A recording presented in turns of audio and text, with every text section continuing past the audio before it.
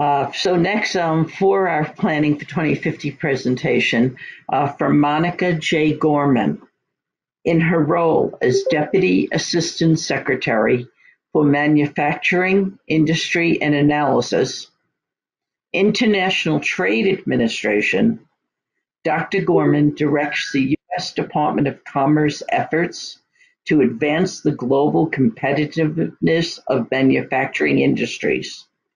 She oversees the Office of Transportation and Machinery, the Office of Energy and Environmental Industries, and the Office of Health and Information Technology. Please welcome Deputy Assistant Secretary Monica Gorman. Welcome, Monica.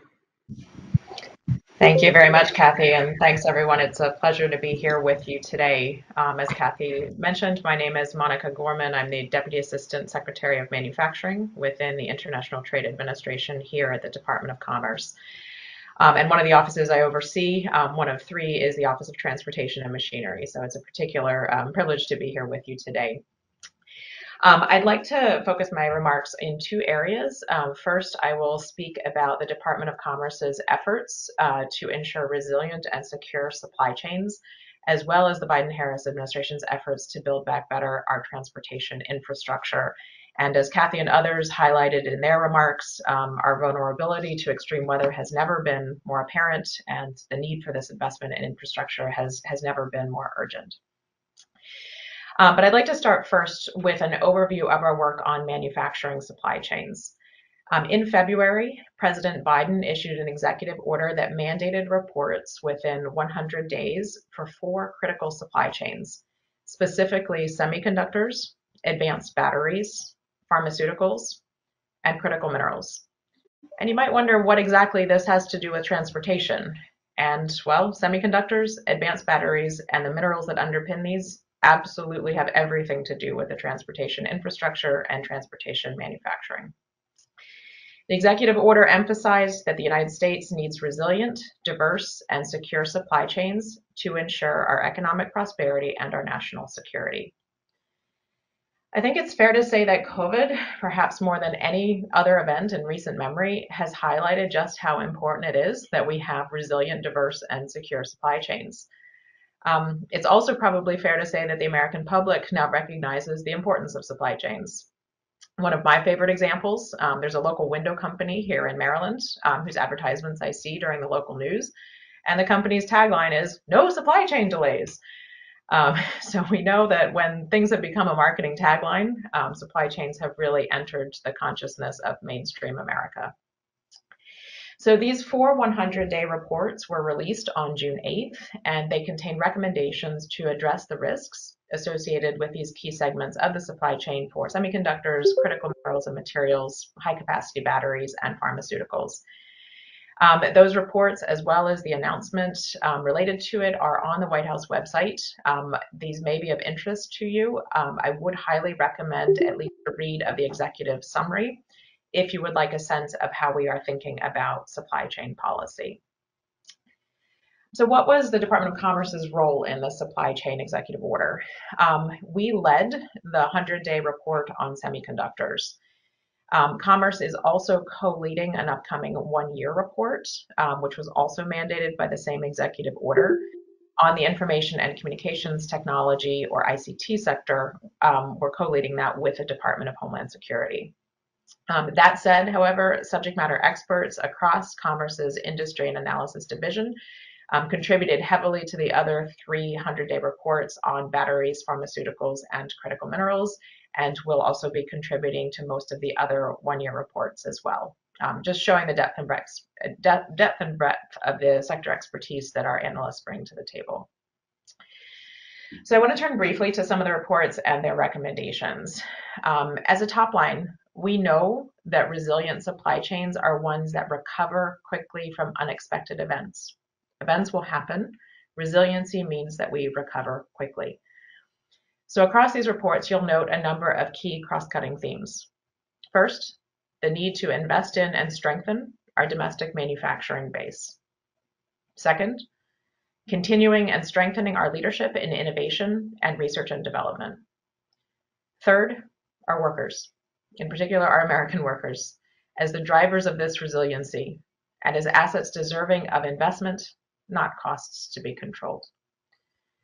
Fourth, ensuring that economic opportunity is available to all people and in all parts of the country. And last but definitely not least, building a healthy and diverse ecosystem of suppliers. We know that in the US, the backbone of this ecosystem is our small and medium-sized enterprises. But that said, we also know that not everything can or will be made here in the United States. And so we also need to look to geographic diversity, particularly with our allies and like-minded partners. I'm going to talk a little bit about semiconductors, just because commerce led this, and semiconductors are such an essential part of our modern life. They really have become ubiquitous in today's world. Semiconductors enable telecommunications and grid infrastructure. They run our critical businesses, our transportation systems, our government systems, and they're prevalent across a vast array of products, from refrigerators to fighter jets. A new car, for example, will typically require more than 100 semiconductors, everything from to run touchscreens to engine controls to driver assistance cameras and other systems. However, the US share of global semiconductor production has dropped from 37% in 1990 to just 12% today, and it is projected to decline further without a comprehensive US strategy to support the semiconductor industry.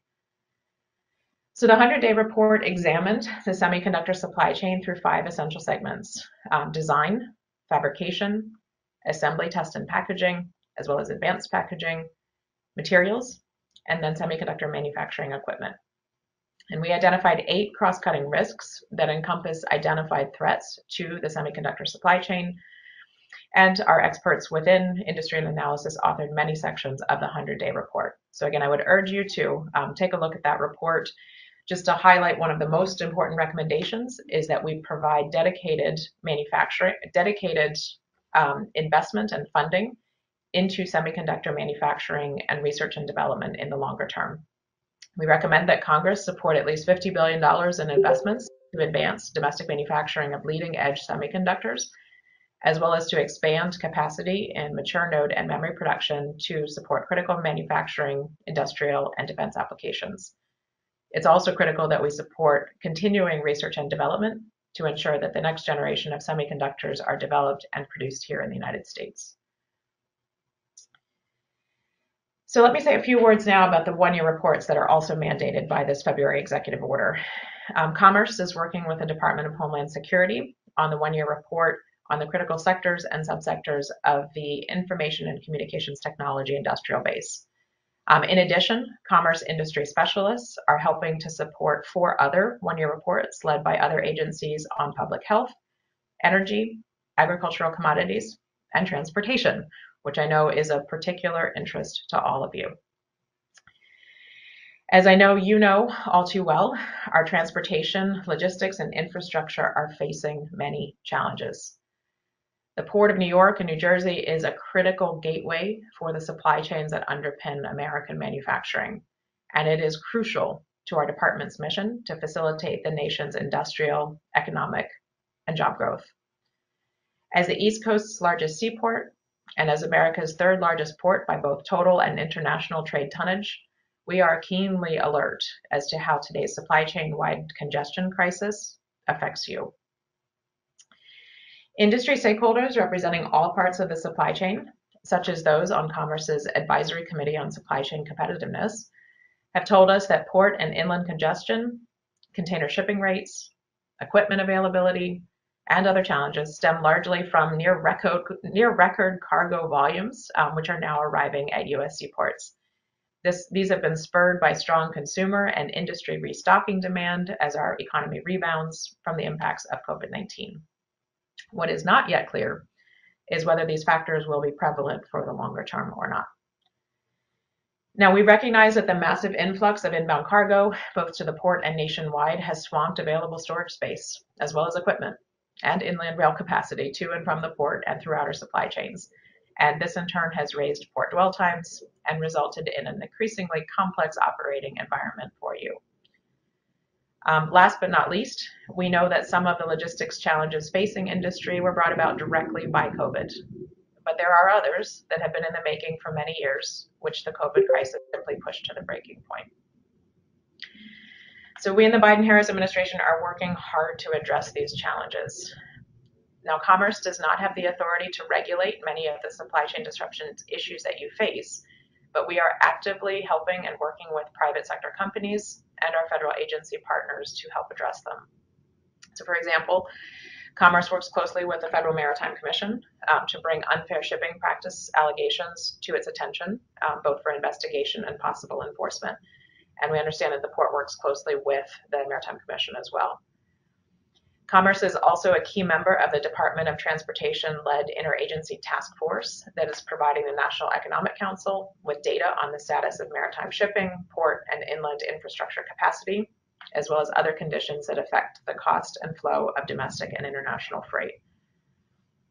Now, as I mentioned earlier, the Department of Transportation is coordinating and drafting a one-year report on the transportation industrial base.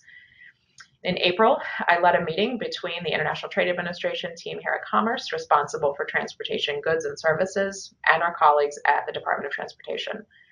And we talked about ways to collaborate on the transportation supply chain report and identified two key elements. First, the manufacturing supply chains for transportation-related products, and second, the role of transportation itself in supply chains. And so while DOT can provide most of the detail on transportation, within supply chains, Commerce is supporting on manufacturing supply chains specifically for transportation-related products. I also want to stress that Commerce has repeatedly noted that supply chain logistics and transportation needs to be included in all of the supply chain reports as a cross-cutting theme. And this is because we know that all of our work is for naught if materials cannot get to the manufacturers and finished goods cannot be delivered to consumers. In June, the Biden-Harris administration established the Task Force on Supply Chain Disruptions to provide a whole-of-government response to address near-term supply chain challenges to the economic recovery. And this task force is led by the Secretaries of Commerce, Transportation, and Agriculture. Since its launch, the task force has been engaged in extensive outreach and engagement with supply chain industry stakeholders, including those representing transportation and ports. And out of this work, it has become clear that the challenges at our ports, many of which have existed for years, require dedicated focus by experienced senior leadership to drive towards those outcomes that will reduce congestion, improve operations, and set us all on a more sustainable path for the future. And that is why the White House just recently announced John Porcari as the dedicated port envoy to the task force. As a former Deputy Secretary of Transportation and Secretary to the Maryland Department of Transportation, John has the experience to lead this task force and to guide it to reach positive outcomes. I do want to turn for a moment to the bipartisan infrastructure bill. And while the task force works to address the system we have today, the Bipartisan Infrastructure Investment and Jobs Act is all about investing in the future. This is truly a historic bill, passed the Senate in August, and includes many important economic priorities that will better position the United States to compete globally, strengthen our supply chains, and create millions of good-paying jobs. It truly is a once-in-a-generation opportunity to transform our infrastructure, including investing billions to improve our ports and waterways. The funding would help address congestion and supply chains over time by investing in the repair and maintenance needed to reduce congestion and emissions near ports. The infrastructure bill includes funding for New Jersey's roads and bridges, New Jersey Transit, and for the long-sought Gateway Tunnel under the Hudson River. The bipartisan infrastructure bill represents a historic investment in our country that will strengthen our economy to benefit Americans and New Jerseyans for decades to come. So I'd like to close by noting that one of the most important elements of the supply chain work that we're doing here in government is engagement with our stakeholders. And one of the most valuable ways industry can help us here at Commerce and across the interagency is to provide us with your written and your oral views. One of the most direct ways you can be involved is providing your perspective to the Advisory Committee on Supply Chain Competitiveness. We're very glad to have Ann Strauss-Weeder, a member of the committee representing NJTPA, and we're grateful for the input that you provide through Ann. If you don't already know, the Advisory Committee on Supply Chain Competitiveness advises the Secretary of Commerce on the necessary elements of a comprehensive policy to supply chain competitiveness designed to support U.S. export growth as well as national economic competitiveness.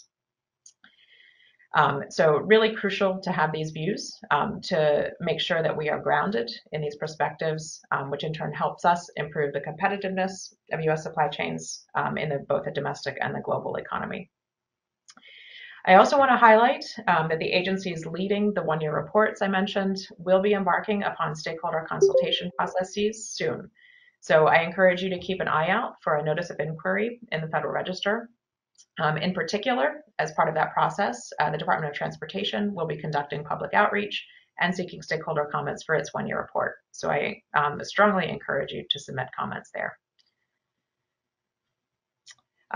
All this said, I do know that the Federal Register process can be somewhat arcane, so our teams will be more than happy to work with Anne and the Advisory Committee on the Supply Chain Competitiveness to highlight these notices and to make sure that you are aware when they are published. So let me stop there. I want to say thank you again for the time and the opportunity to speak with you this morning. The insights and advice that you provide through Anne, through the Advisory Committee, as well as the other channels are just absolutely essential to the success of our work. So we really appreciate your time, and it's great to be here with you this morning.